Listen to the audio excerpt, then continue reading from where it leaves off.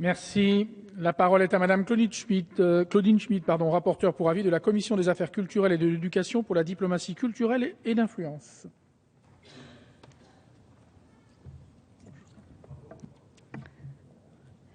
Monsieur le Président,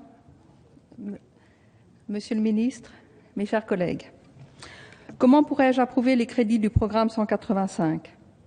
Déjà modestes en 2013, ils subissent pour 2014 une baisse de 3,3%, alors qu'ils sont censés appuyer une grande partie des politiques qui portent l'influence de notre pays, y compris celles relatives à l'enseignement français à l'étranger.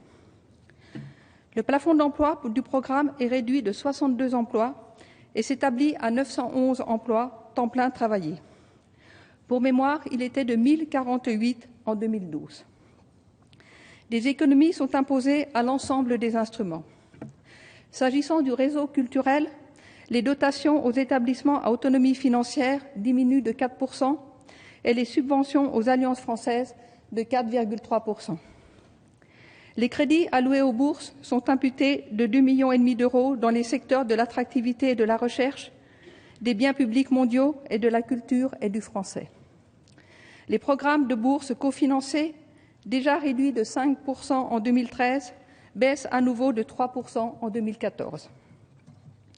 Ces économies n'épargnent pas les opérateurs, incités à rechercher des financements extra-budgétaires et dont les subventions sont révisées à la baisse.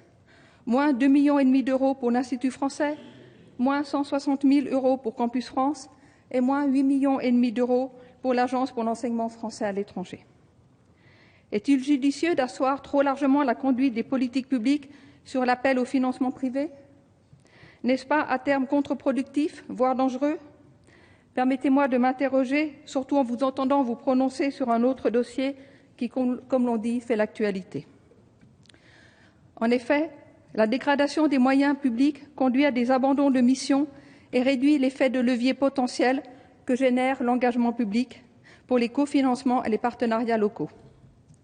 Quant aux financements privés, ils sont soumis aux aléas des situations économiques locales ou des changements politiques. C'est du moins ce que souligne la Cour des comptes dans le rapport relatif au réseau culturel à l'étranger qu'elle a établi à la demande du président de l'Assemblée nationale. Il est donc nécessaire de maintenir les crédits publics, y compris sur des petits programmes. Les résidences de créateurs, que j'ai choisies comme thème de l'avis budgétaire, en sont un exemple. Pilotés par l'Institut français, ces programmes mobilisent moins d'1 million d'euros, mais contribuent au rayonnement culturel de la France sur le long terme par le développement des réseaux et des partenariats culturels mis en place à travers les échanges d'artistes. Monsieur le Président, Monsieur le Ministre, mes chers collègues, ce budget est important parce qu'il permet à notre pays, à ses citoyens, de s'ouvrir au monde qui vient à eux. Or, les crédits que nous examinons aujourd'hui ne donnent pas à la diplomatie culturelle la priorité qu'elle devrait avoir. Je ne pourrai donc pas les voter et surtout pas en qualité de rapporteur, malgré l'avis favorable de la Commission. Je vous remercie de votre attention.